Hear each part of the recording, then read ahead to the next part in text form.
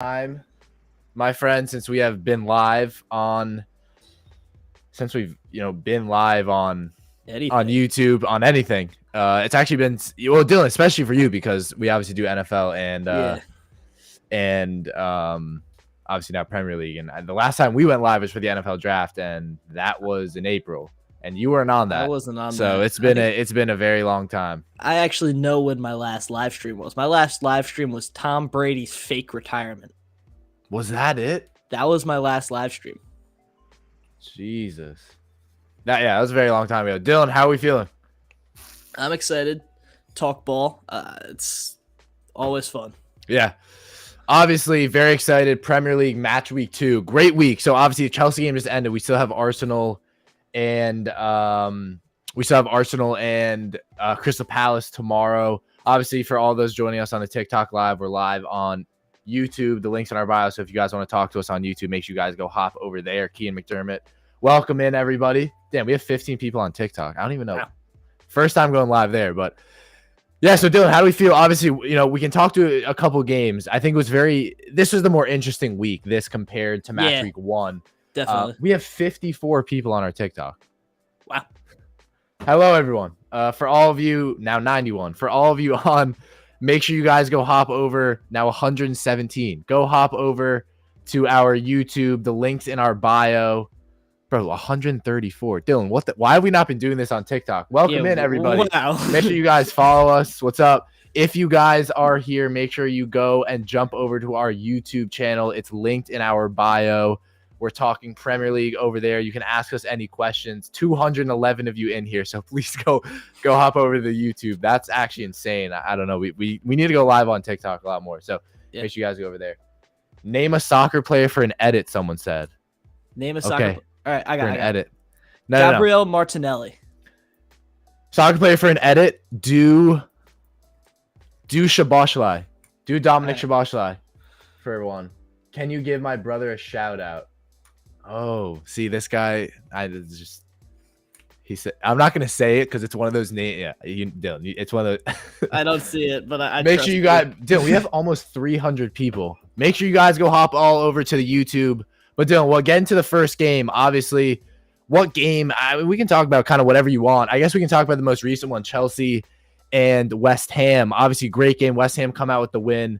And again, very disappointing. I'm obviously not a Chelsea fan, but as someone who had a lot of hope for Chelsea coming out of that first match week against Liverpool, obviously lose the game, and we're playing the game for majority of it. Not majority, I guess, for the back end of it with an extra man on the field. Obviously, they let in a goal after that. But how would you react to that? We can talk about Caicedo's debut as well. But let me know what you think. So I thought there was a lot of positives in that game for Chelsea, actually. It ended going poorly for them. 3-1 wasn't a great scoreline indicative of how the game went. I thought Chelsea played better than what the scoreline said. Late penalty. Maybe they didn't deserve to win. Didn't deserve a draw maybe even. But I thought 3-1 was a little harsh. Chukwuemeka getting a goal is great for his confidence, and it was just a pain to see him get hurt because he looked fantastic in the first half. And I thought the defense looked solid, even though they let up 3 goals. I thought Colwill looked good. I thought Thiago Silva, as always, looked good. Chilwell, when he was in, didn't put a foot wrong. And it all changed when Pochettino started to make substitutions. And I'm not blaming the game on Pochettino, but it went downhill once the lineup was changed. So they need to make more effective substitutions is pretty much the criticism I have.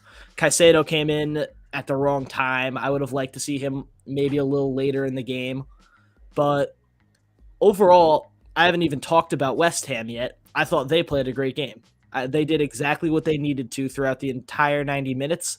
David Moyes coached the team very well. Aguerd sent off. They were able to handle it. I thought they did a great job. Yeah. I think especially for West Ham, who were obviously a team who did not have a lot of expectations. I think going into the season, obviously losing Declan Rice, you would assume that, not that they would do worse per se, at least I wouldn't think that. And Dylan, is my mic too loud? Because I'm spiking Your mic's on my... fine. Your mic's fine.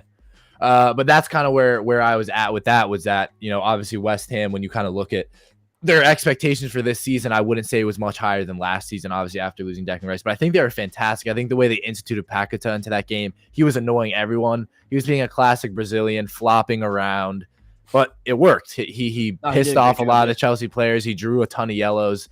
So I think if you look at the West Ham side of the ball, obviously that was a world-class performance from them. You look defensively, they were solid. Edson Alvarez had a fantastic debut. I thought he was really good defensively. He was great. Slotted in kind of as that third center back almost, as they let Souček sit ahead of him. He was fantastic. So I was very, very pleased with what West Ham were able to do, considering Chelsea were expected to win this game after the expectations from Liverpool, because a lot of people were like, and Dylan, I was actually seeing this. I'm not sure I saw this from, it was a Chelsea fan, and on, I think it was on whatever, Instagram or TikTok, and they're like, obviously, I understand that teams can start off very badly, but it doesn't dictate their season. But he said, I think this could dictate our season if we lose to West Ham. Like, I think we need a win here. What are your thoughts on that in terms of what this says about Chelsea's season? Because, and Charlie, our other co-host who's not on right now, who is a Chelsea fan, was saying this was a very last season type of game, which I completely agree with. This was not a good game from Chelsea. So what would you say in terms of how this dictates the rest of their season? So I would say it doesn't, because Chelsea have too many players on their team to let one game dictate a season. They need to find a flow with a consistent lineup. And they just signed Lavia, they just signed Caicedo, and Kunku's hurt until November, December. So they're going to be figuring stuff out for the next 3 months because they're rebuilding. So a loss to West Ham here, even though it does suck, they should have done better. On paper, I don't even think they played that terribly watching the game. I thought they played possession well. They played to the Pochettino way well. They just had a few unlucky breaks, and they weren't able to capitalize when they had chances. So the game didn't fall to them, and that is on them. But I wouldn't say the game overall was badly played by them, but definitely doesn't dictate their season. Because just because one loss to a bad side isn't expected. But I wouldn't say a bad side. I don't think West Ham are a bad side. I actually think West Ham have a very strong chance of. West Ham have all the players to be a European team contender. I 100% believe that. I had West Ham finishing 10th. But, yeah, which I think is fair. But I'm not going to go and say that they're a team that should be getting results on Chelsea. So I don't. I completely agree with you, Dylan, because I think again it was all what we saw from Chelsea last season. What we saw from Chelsea against Liverpool was, okay, this is actually a very good team. But I will say this, if you were to say, you wouldn't be saying that last season that West Ham should not be a team who could get a result against Chelsea. And I wouldn't even last season though. But Chelsea were 12th. Like there wasn't that much of a gap. And I think I wouldn't even say that if you were to tell me that West Ham were going to get a result going into this game, I wouldn't be surprised at all. And I know you wouldn't either. I wouldn't have been, no. Yeah. So I don't think this is a necessarily, oh my God, huge. Like, it's not like Chelsea lost to Luton Town or Sheffield or Burn. Like, it's not that. But I think what's more embarrassing for Chelsea and what more the concern is one, Moises Caicedo, who, again, I think will bounce back. But he was a player who the pressure got to him at all. That price tag was in his head the entire game. Moises Caicedo was in his head the whole game. Moises Caicedo is a very tidy player, gets the ball out quick, makes the right tackles. He was missing his tackles. He had several fouls. He gave away the ball and then gave away a penalty, which ended up losing Chelsea the game. And again, no blame to Caicedo. I don't think for Pochettino you can really blame it to Caicedo because obviously he did just recently sign and he is the most expensive English player or English transfer ever, which is a huge deal, especially because the Premier League is touted by most as the best league in the world, and he's going to one of the biggest teams in the world. But I do think for Chelsea, it was just a very concerning game. On the other hand, there are positives. I thought Sterling looked fantastic, where a lot of people thought he was not good last week. And our co-host Charlie said he should never play on the right again. Maybe an overreaction from him. I thought Nicholas Jackson stayed playing very well. His finishing is yeah. It's Nicholas Jackson is the regen of Timo Werner at this point right now. What I'm seeing. From what I'm seeing, I don't think that's a bad thing, though. I was always a fan of Timo Werner when he was at Chelsea. He just did things that wasn't scoring goals, and they didn't have anyone who would put the goals in. So in order for him not to become Timo Werner, they need someone that can put the ball in the net. And Chukwuemeka took his chance, and Kunku will take his chances. Mudryk, I believe, will take his chances. So they have pieces going forward. I'm not concerned about the future of this team. Unless Todd Bowley decides to upend this project, which I've told you is going to happen if they don't win something. Yeah. So, and it's yeah, I agree. But I think again for a team like Chelsea, it was just like it's still, and I was texting this. We obviously have our group chat. I was texting it. It's like that 5% that they're missing in defense and in attack. Like that goal that Mikel Antonio scored should not have gone in. Yeah, it was a mistake from Disasi, and then Disasi didn't defend it well. And the penalty, obviously, silly mistake from Caicedo, but we saw Souček do the same thing to who did Souček foul in the first half? It was it was I'm not sure. I'm not. It was Sterling. It was Sterling. It was Sterling. Yeah.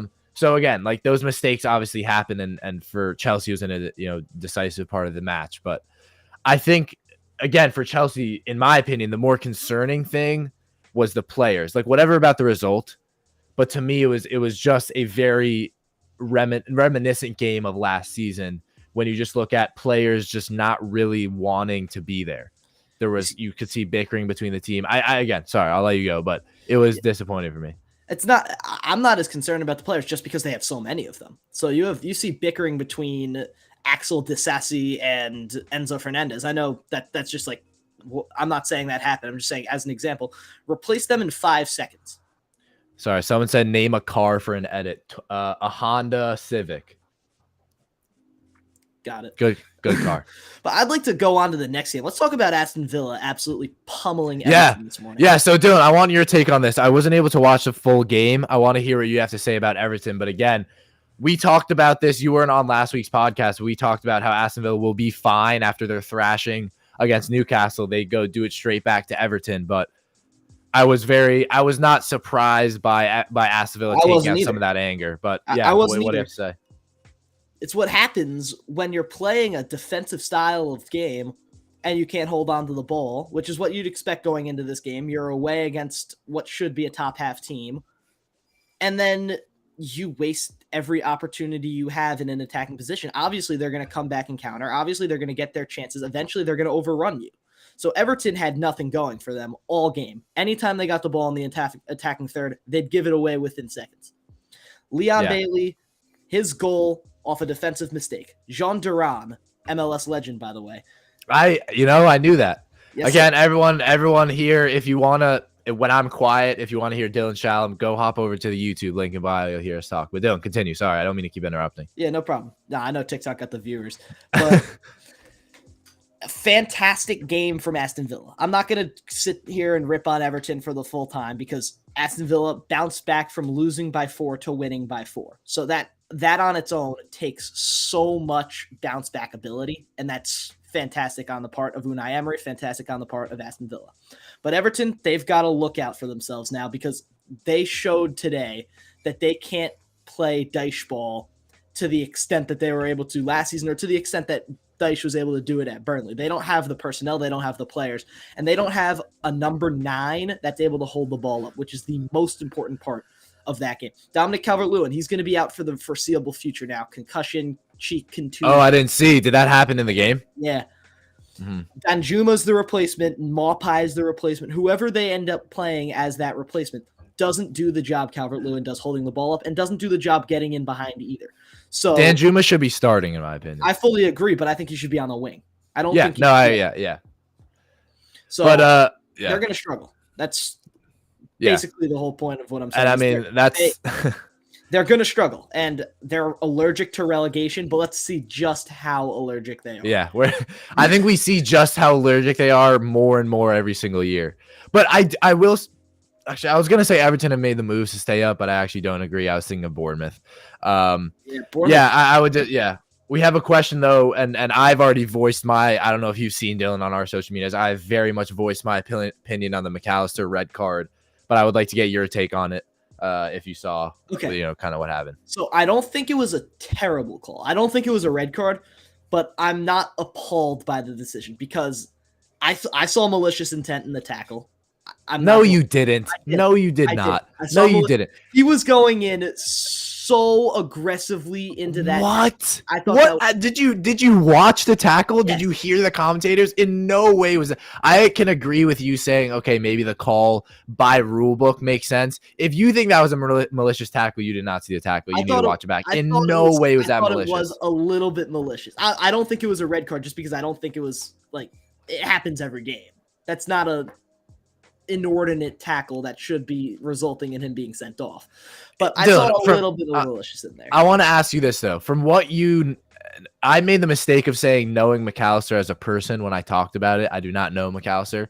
From what you've seen of McAllister, from what you've seen of his personality through social media, do you think he is a malicious person? Because if you don't, there's no way that would be a malicious tackle. I mean, I'm not going to say as a person, but I'm going to say as a player watching him at the World Cup, I see a little bit of malicious in him.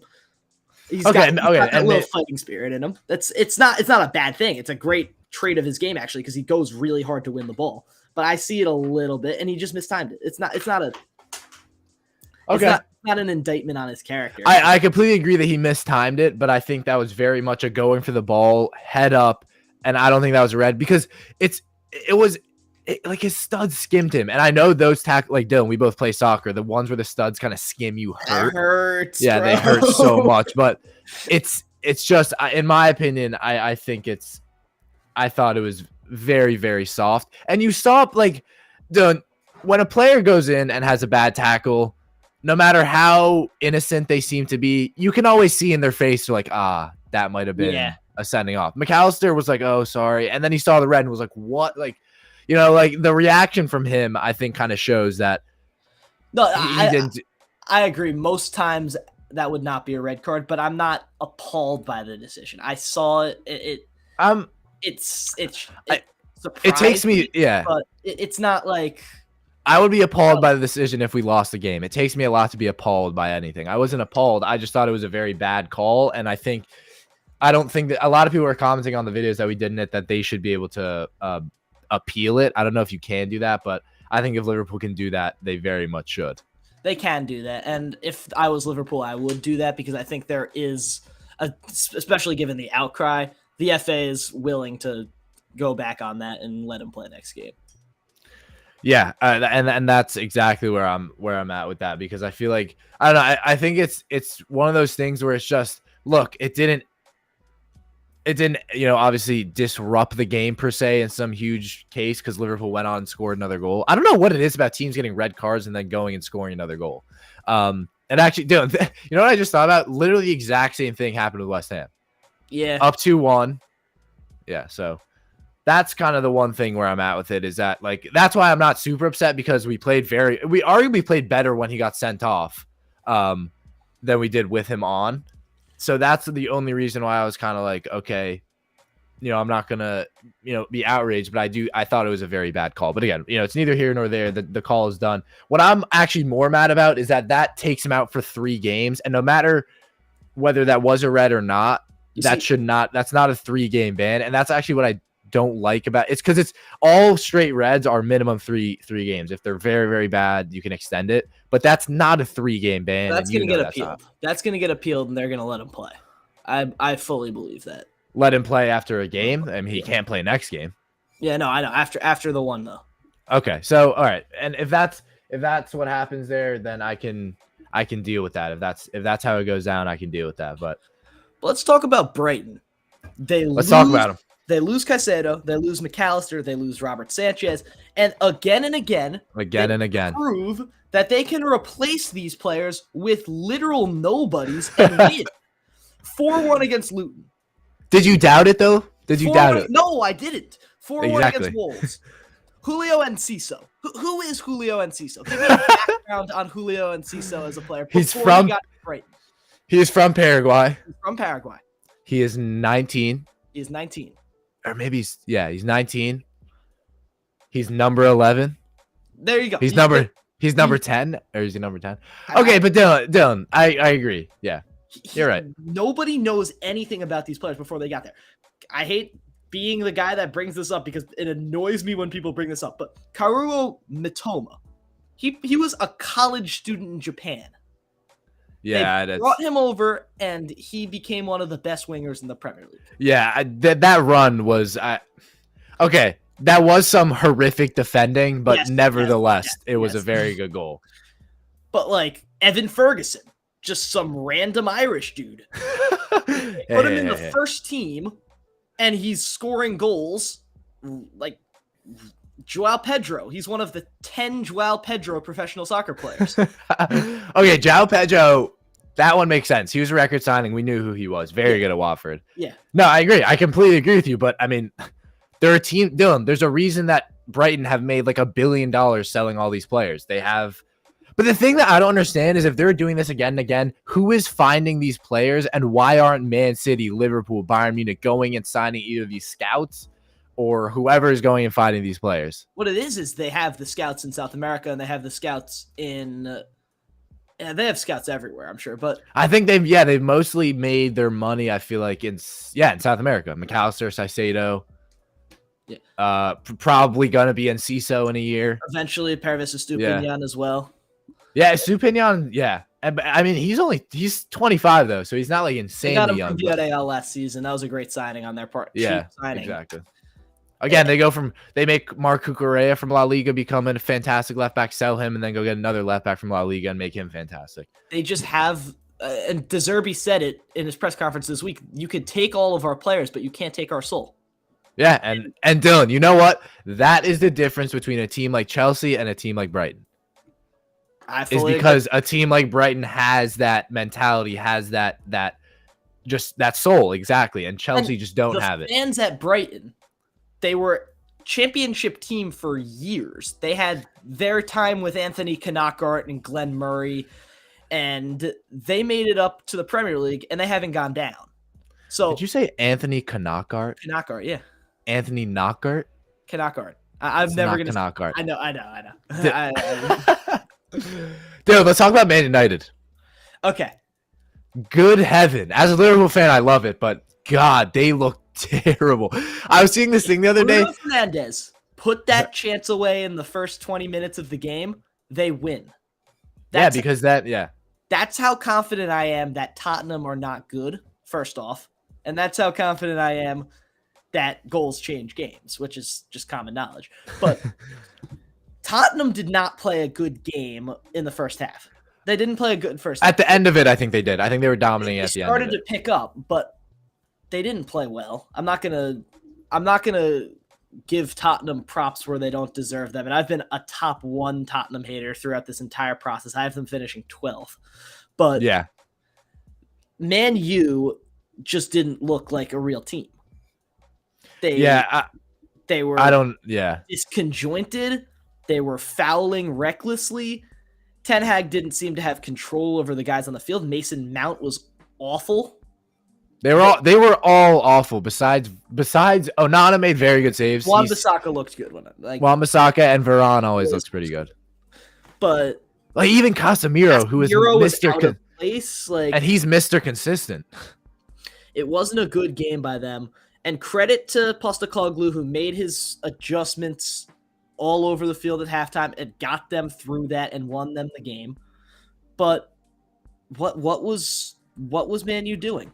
And how does Rasmus Højlund fix what Man U was doing? Because they didn't have a 9. Rashford on the wing helped the team incredibly, sure. He wasn't on the wing, though. He was their 9. That's what I'm saying. That's the whole problem. Yeah. Stick Rashford on the wing, and you're going to be able to make more happen with Højlund up top, especially because I think Højlund's going to be a great goal scorer for Man United.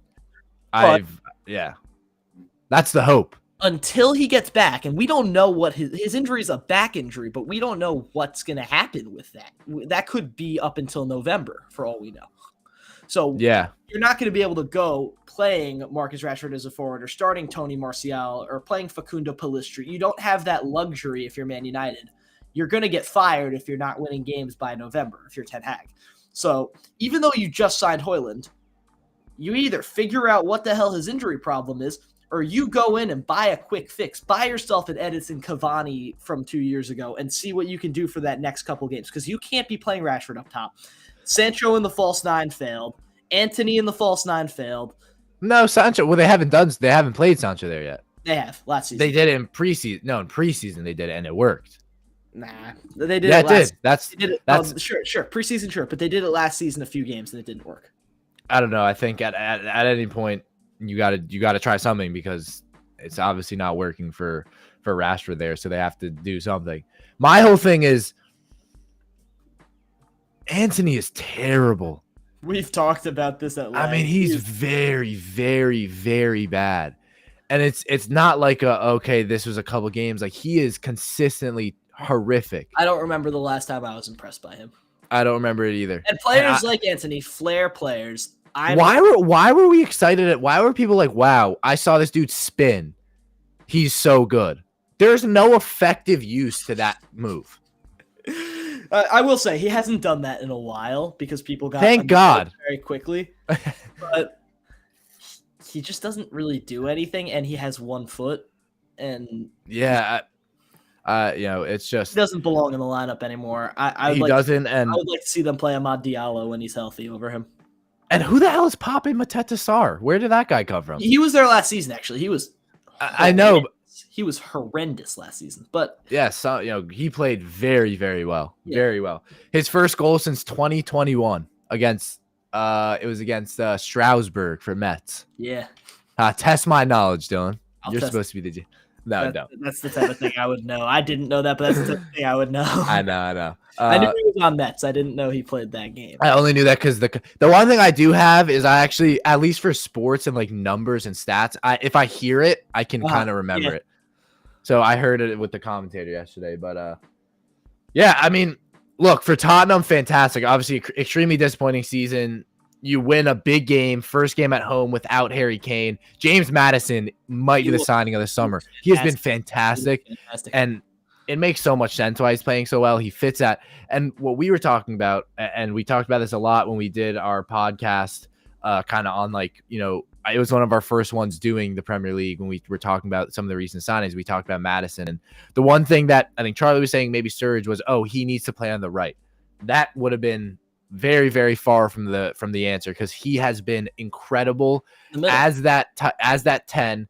I don't know why they haven't been playing Yves Bissouma, because he was so good at Brighton and they just sat him on the bench. And I have been saying that since they signed him. He has been terrific. And obviously Pape Mateta Sarr has been a very pleasant surprise for Tottenham fans. So I think, I was going to say Arsenal. I think Tottenham have found that midfield. I think they found it. Whether that be Højbjerg kind of go in and out with Sarr, but I think Bissouma and Maddison need to be starting week in, week out. So I want to ask, let's think a little more outside the box. What are your winners and losers for the week in the Premier League? Let's hear 2. My winners and losers, 2 teams for winners and losers. I'm not even saying teams, anything Premier League related as winners and losers. Oh, you're gonna have to. Okay, do you have them? Because I'll ask you first if you. I have one loser in mind right now. Okay, let's hear it. The Premier League stadium regulations, because they canceled the Luton Town versus Burnley game due to stadium regulations with seats. What kind of BS is that? Like, why are you canceling a game because a team's stadium is too small? Doesn't that only affect the home team? That makes no sense. I don't know. Yeah, I actually do not know. Well, I thought like Luton had an early Carabao Cup game or something, and that's why their game got canceled. When I saw it was stadium regulation size, I was like, "What the hell?" It's just I have no idea. That doesn't make sense. Anyway, that's what I wanted to say that. Yeah, I actually do not know. I have completely lost what you're talking about. Oh, so winners and losers. I think my loser would have to be Man United, just because. Here, wait, Dylan, 1 second. I actually have to plug my computer in. Continue on with your winners and losers. I'm just gonna be a second. All right, so I'll go to one winner, and my mic's gonna disconnect. Yeah, that's fine.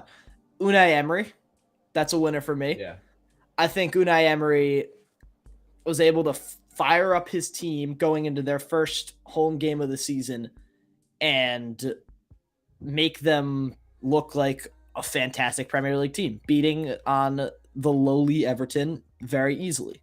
But coming back off of a 5-1 loss, apologies, and going in and winning 4-0 is superbly impressive, and he deserves his flowers for that. Unai Emery is my winner number 1 of the week. Trying to think of my winner number 2. Maybe Luis Diaz. I thought Luis Diaz was fantastic. Great goal. And it was more than that. He's just so filthy on the ball. He gets around players with ease.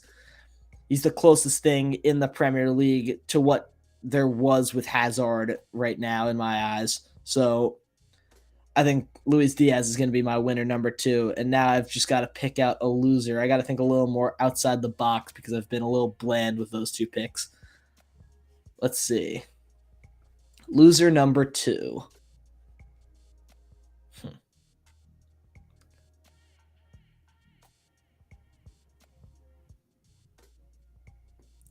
I mean, loser number 2, I could give to the Premier League for not adopting World Cup style offsides. Your mic's off. Sorry, should be back. You're good. Yeah, got it. All right, let me just make sure the mic's connected. Yeah, no, I'm about to post tonight a clip that so I did a reaction video to the Liverpool game, and yeah, Luis Diaz. I was saying, and I'll say it again, I think Luis Diaz is going to be the Salah now. I think he is going. I think Salah's going to be torch. I think Luis Diaz could be a 25, 30 goal a season type player. And Dylan, the reason I say that, and the reason I think we haven't seen this earlier is because of the injuries. But I think it's always been there. I think just with all I think throughout kind of the summer, all the talk around the Liverpool attack has just been around Gakpo, Nunez, because it's like, what's the 11 going to be? Because I think we always knew Diaz was starting, but it was never how good can Luis Diaz be? And I think he can be fantastic. And we've got 2 games and 2 very good goals. And I was talking about this, Dylan, and I don't know if you're going to understand what I say this before saying context, but the way he's able to like manipulate the ball to his foot when he shoots. I know what you're saying. I do know what you're saying. Remember that goal against Tottenham last year where he like dove and sliced it, and it's like, how did he actually score that? Yeah, I know what you're saying. So it's just he's just a fantastic player, and I actually agree. Yeah, I agree. I actually agree kind of with the Hazard thing in terms of just having dominance on the ball and being able to dribble. But I would almost say Szoboszlai might be more of a Hazard type player in terms of position-wise. It's just he plays in the middle. It's just that he plays in the middle. Yeah, maybe you're right. Maybe you're right. And then I said my second loser is the Premier League for not adopting the World Cup offside stuff, because the only way, which is full-on accuracy, you have a detection system to show where everything is, and they decided, let's play like we don't have the technology so that we can keep the human aspect or whatever. But like, you already have the technology. Other leagues are already using it. We've already seen that it makes the right calls. There's no reason to hold yourself back. It's not like you're allowing robots to ref the game. It's just like, it's helpful. You're avoiding wrong calls. And I'm actually anti-VAR, just to put it out there. I preferred the game when there was no VAR. But now that you have it, why are you holding yourself back? There's no need for that. Yeah, I agree. I don't know. I feel like with the offside, and so what you're saying is that the offside rule should be like any sliver, it's offside. Well, that's what the rule is. And now that you can catch it, play it. I don't know. I don't like that, actually. I would actually disagree there. I think, what is the rule in the Premier League now? It has to be a full clear. And, what is it? I don't actually know. Clear and obvious is the rule that they go in and they have to check it on the VAR. They're playing like it's 2019, which is so long. Oh, okay. Yeah. Okay. Well, I don't find that to at least be a big conflict so far. Maybe I'm wrong. I don't see the effect of that not being put in place. And again, I might be wrong. But I'm trying to see, Dylan, you really set me up. I'm trying to think what, because at first I was like, oh, winners, losers, teams. Well, obvious. But I feel like when you talk about the NFL, it's a lot, or excuse me, not the NFL. When you talk about the Prem, you can't just say a team, because obviously if a team loses, they're losers. So I don't know. I think a winner, I actually think a winner would be Mikel Antonio, kind of reinstating himself as that dominant number 9. Skamaka's gone now. It's my job. Yeah. And he was fantastic. Yeah. Very good. Hold up play, dribbling with the ball, drew a ton of fouls, would be 1-on-5 when they were kind of just sitting back and defending and would make something happen. So I think Mikel Antonio. and that goal was a rocket. Yeah. He has a foot on him. So that's, I would definitely say, Mikel Antonio. I think West Ham overall are a winner, and I wouldn't say just for winning that game, but for how they dealt with being a man down and then going and scoring another goal. Because I really liked how West Ham weren't like, okay, we're just going to sit back. Like, I don't know if you saw the penalty call, but it was basically Paquetá and Emerson, and they were, sorry, our live just got, I don't know what it says, general. Somehow we violated community guidelines. How? I have no idea. Is it going to like tell us what happened? No, I don't know. I have no idea. That's pretty good though. We got 759 viewers, 2,800 likes. I'm trying to think. Did I curse or something? Idea. Or I don't know. Are they tight that I said Evan Ferguson was some Irish dude? Is that what? But they can't hear you. Oh. Huh. Okay, whatever. I'm just gonna go live again. So yeah. Because I think it actually, the algorithm pushes you more when you restart the live. All right, but continue with what you were saying. That's weird. I have no idea. Hopefully it doesn't like give us a strike or something. It probably will. They hate people for this. Like freaking apps. Like stupid. Yeah. Yeah.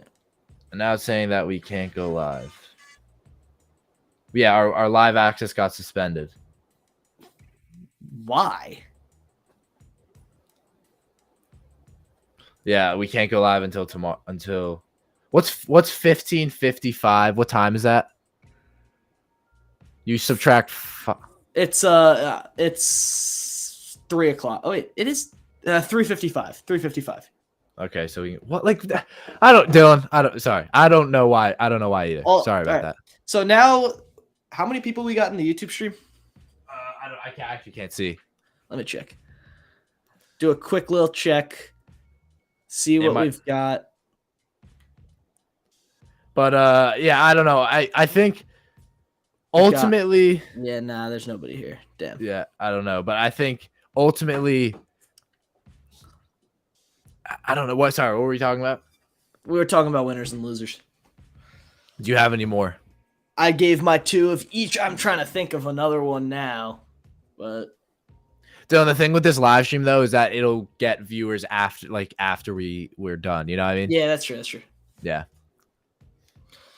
So, I have my predictions for the Premier League standings right here. You want me to run through it? Because I don't think I ever actually officially ran through it with you. Let's hear it. All right. So, my first place in the Premier League was Man City. Yeah, like everybody. Yep. Second, Liverpool. Mm-hmm. Third, I had Newcastle. Fourth, okay. I think I can get behind that now more than ever. Fourth, I had United, which doesn't look to be aging well, but again, it's week 2. Fifth, I had Arsenal. Yep. Sixth, Chelsea.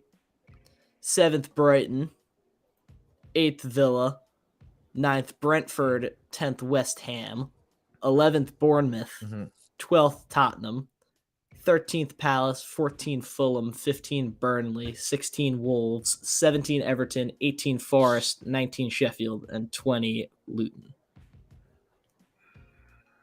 12th, Tottenham is harsh. I know. I like Tottenham at 12th is good God. That's some prediction. Let me tell you.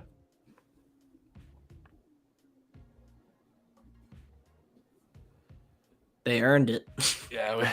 I always love the comments of people who just hear our American accent and then it's like, okay, you have no idea what you're talking about. Well, we can own half of your teams. I think we should have an opinion. Because someone just commented on something that I put on Instagram. Keep to MLS with your ball knowledge. That's the plan. You know yeah, well, what can you do? I don't. What can you do? I'm sorry. We we'll, want to share the love. we'll, Beautiful. yeah, It's not. Dylan, It's good. we'll never catch a break. I can tell you Yeah, that. Like we're never gonna catch a break. like even the people in American soccer that are at the top of their field will, like Taylor Twellman, for example, Steve Cangelosi, the best commentators in American soccer are always going to be American. It's just calling it soccer. That's Yeah. what gets I'm it. not apologetic about it though. I'll do it. I don't care. Yeah. That's really where they get you though. But yeah, I mean, and again, for some more, I'm trying to think. We did a lot of winners. Think about some more losers. You did some very obscure ones. I actually think Wolves, to be fair, because they looked very good against Man United, and I definitely thought they could have got a result against Brighton, and they got far from it. Actually, Dylan, Brentford looked fantastic. Yes. That's what we should talk about. They were playing Rico Henry on the right, like right wing for the end of the game, which was weird, but they were fantastic at Craven Cottage. And Fulham, who were obviously, above expectations last year. But what do you think about Brentford? Because I've always been a fan of Brentford. I think Brentford are another kind of team like Brighton where that soul is always there. They lost Ivan Toney. Yohan Wissa, time and time again, has been like, I don't care who we have, I'll step up and score. Yeah, no, that's exactly the point. I was about to say that. Yohan Wissa, he just does his job, and he's great at it. And Brian Mbeumo, same thing goes. He's there. He's not there for fame. He's not there for the $35 million transfer. He's there to score goals for Brentford, and that's and Mbeumo's been fantastic, and a guy who I'm very surprised has not gotten any interest seemingly, because he's 21, I think, or he's 22. Like Brian, I mean, to be fair, Brian Mbeumo does look like he's about 30, but he is quick. He's versatile. He can play along the front three. I don't see why there haven't been offers that come in for him, especially with the top clubs who have been struggling in attack, because I think he would be. The same thing goes for all of the midfielders they have. I mean, Jensen, brilliant player. Christian Norgard, great player. Vitaly Janelt, great player. They've got a lot of good midfielders, and none of them get looked at. So kudos to them for keeping them under the radar. I mean, I agree with you. I think, I would assume that Mbeumo will get the move, but they look great. They look like they could be, and they were last year. I think they finished 10th. I believe they finished 10th. I could be wrong, but I'm pretty sure they finished 10th. I think they could be looking at a Conference League spot if they really play their cards right. If they get some kind of reinforcements in January. I love their attack, because you look at Brian Mbeumo can play along the front three. Kevin Schade play along the front three. I love that. And Yohan Wissa. Yeah, I love Kevin Schade. As someone who is a avid lover of him in his Freiburg career mode, I can say he's a good player. Yeah. So Conference League brings up a question. It's not exactly Premier League related.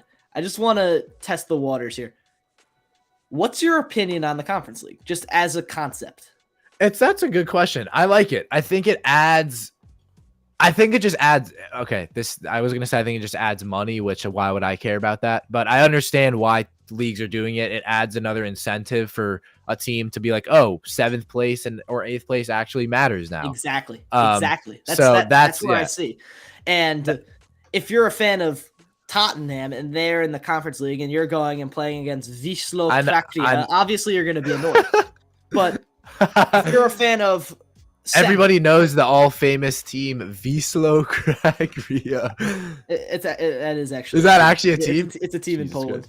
But if you're a fan of Udinese in Italy, you have a reason to go out and play the last half of your season. You know you're not getting relegated. You know you're not winning the league. I mean, Dylan, it's a reason that West Ham were able to sign Edson Alvarez. The reason they were to sign Lucas Paqueta, because they had a terrible season, but they won the Conference League and are now in the Europa League. So, yeah, I think it's a good thing. I think Aston Villa will win it this year. Aston Villa will win it. I know. Back to your point, yeah, I do like it. I do like the installment of it, because again, it adds that just, now this game matters, because whatever 7th or 8th is important. So I am very, very pro. As you know, I'm a big Roma fan. So in 2021, I caught myself because it was the group stage, and Roma had won their game, but they needed Bodo Glimt to drop points in order for them to make it as the one seed in the group. So I think I was probably the only person in the United States to be watching Bodo Glimt versus Apollon Limassol. Lisomal. It's a Cyprian team. I think I was the only person in maybe even the world that was watching that game for the full 90 minutes. Where did you watch that? Paramount Plus. They got everything. But I was watching. Jesus. It was a 1-1 Do draw. they have all Champions League and stuff, or like Premier League? They have all Champions League, all Europa League, all Serie A, all Conference League. So I use that site quite a bit. Because you love, I see. But I was watching, just in my class, I was watching Bodo Glimt versus Apollon Limassol, or something. I can't even remember the full name. But it was a Norwegian club versus a Cyprian club, and Apollon was able to get a goal late, which helped Roma clinch the group, and they ended up winning that tournament. So, yeah, the more you know. The more you know. I'm doing all right. We're gonna try the live stream again on TikTok. I'm gonna actually flip the camera so it's facing both of us, so that you can kind of like. Yeah. So you could see me. All right, buddy. I know TikTok loves me. I know they want to see me. Good God. Okay. Are we back? We're about to be. Give me. I just wanted to flip it so that I could. I want to do it so that I want one person to tell us what we did to get that community guideline strike, because I really don't know. Yeah, you're saying that to me. I have no idea. All right, I'm actually. I think I'm not gonna lie. 1 second. Give me 1 second. I'm gonna see. No, let's take a little tea time. I gotta get a charger.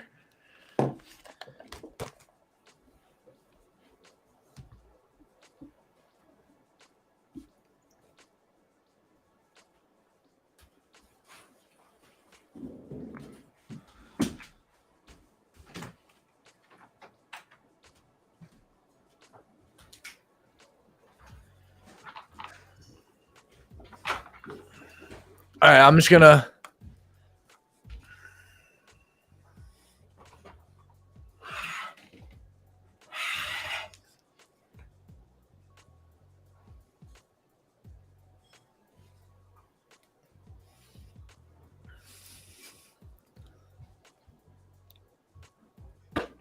Match week 2.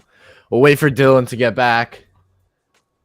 But again, we'll wait for him to get back so we can get back on here. Let me quickly comment.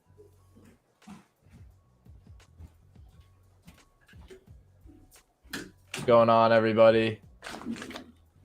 Live on YouTube right now. Talking Premier League match week number 2. Make sure you guys go jump over to the YouTube linked in our bio to go talk Premier League with us. I'm here with Dylan. So make sure you guys go hop over to the live stream on YouTube. Once again, link in our bio. Go jump into the live stream. You'll be able to talk to us over there. Link in bio on YouTube at the Back Pocket Pod.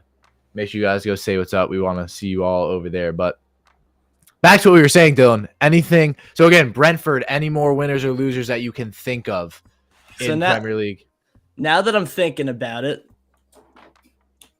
a winner I have is Luton Town, because they didn't play their game, right?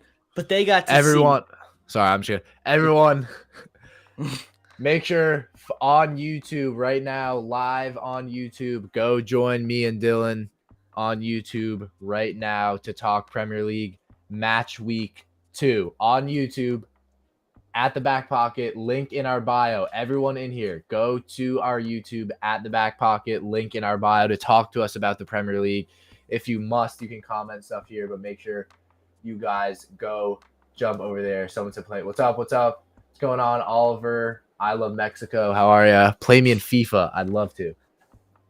I'll play in FIFA if you jump over to our YouTube. Everyone, link in bio. Sorry, Dylan is with me. I'll show you guys all here. So Everyone hop over. I give Luton Town as a winner of the week because even Luton Town though winner, yeah.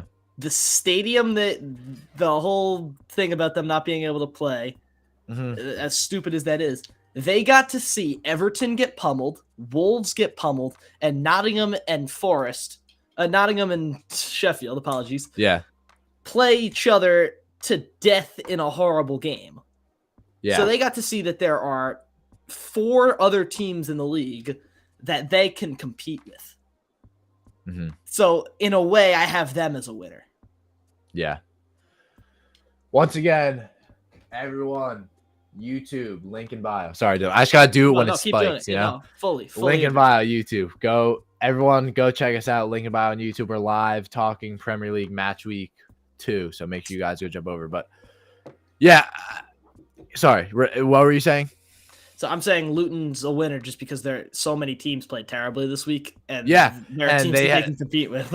Yeah, and again, so when is this game? When is the Luton Burnley game going to be rescheduled for? They haven't given a date yet. Luton should be able to play another home game. I don't know when their stadium's going to be up to standard or whatever, but I don't get why they have to change around what their stadium's been for the past 100 years to fit guidelines on attendance levels. Like Luton's not gonna make as much money on attendance. So why does the Premier League care? It's stupid. I actually think, Dylan, and I know we're not a marketing channel, but hear me out here on what Luton could do. I almost think their stadium is so unique that for fans trying to experience that, they could charge more because you literally get to walk through houses to get to their stadium and then watch a Premier League game. I agree with that, except the product of the team isn't good enough to charge that much. It's Premier League though, like a game against City. Well, Dylan, they will make money regardless because tickets go up because they're in the Premier League now. A game against City, a game against United, a game against Liverpool, and a game against Chelsea. Premier League streaming money is out of this world, obnoxiously high. So exactly, so they will very much be making the Luton. There's a reason they're able. Well, first of all, I might be wrong, but you get a ton of money from getting into the Premier League. Yes. So they will be. That's why they're able to make these renovations. So they'll be up to code. But I do think there maybe is a business strategy there for Luton. Like I definitely don't think they should remove the part where you get to see some houses. Yeah, no, fully. I think that's such a key part of it, and not necessarily a reason they were able to make to the Prem, but it's been there since. The crazy thing is those houses now, like the prices. Talk about lucky to live there because those are probably I would assume working class. Oh my god! Yeah, definitely. Luton is one of the poorer places in England, so we definitely working class. Why? I have no idea. We're violating the community guidelines to apply everyone. Does it tell us what we did? It just says violation of community guidelines. Is it that we told them to go over to the YouTube maybe? Yeah, maybe. I don't know. I have no idea. I'm not a fan of the community guidelines. I have something to say. That's crazy. Maybe it's because I was showing this. Showing what? I was at the end, the camera was pointed towards my screen, which shows both of us, but I don't see how that would be that's not what kind of. All right, I'm looking up TikTok community guidelines. No, don't. It's fine. It's fine. We don't need to, but I'm very invested now. But I don't understand why. Yeah, I have no idea why we would be banned for that. So I'm with you there. You must be 18 or older to go live. Yeah, I'm 18. I'm 18. I'm 18. So. You weren't the one going live though. Oh. What? So did you make your account with your real birthday? No, I probably didn't. I don't know. But No, but Dylan, it wouldn't allow. Like, why would it allow me to go? And it's weird because we're able to. Dylan, it's definitely something we're doing on the stream because that stream ended a lot earlier than the other one. It's not. It's definitely not age because I wouldn't be able to go live if my account was. Yeah. Let's see.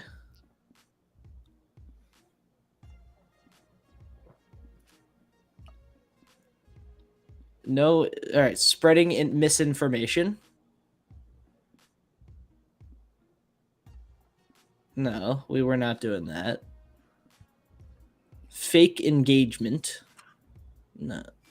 Unoriginal Maybe, content. No. No. Okay, that's stupid. Yeah. I don't know.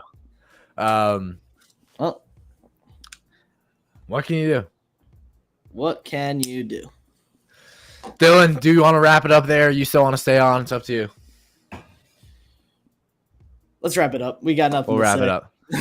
Thank you all, ladies and gentlemen, for watching. Dylan, obviously, will do that. I mean, Dylan, we should go live on TikTok a lot more. Yeah, I'm just gonna go live on TikTok and talk. Yeah. So definitely do that. Thank you all so much for watching, listening, etc. And we will see you guys in the next podcast.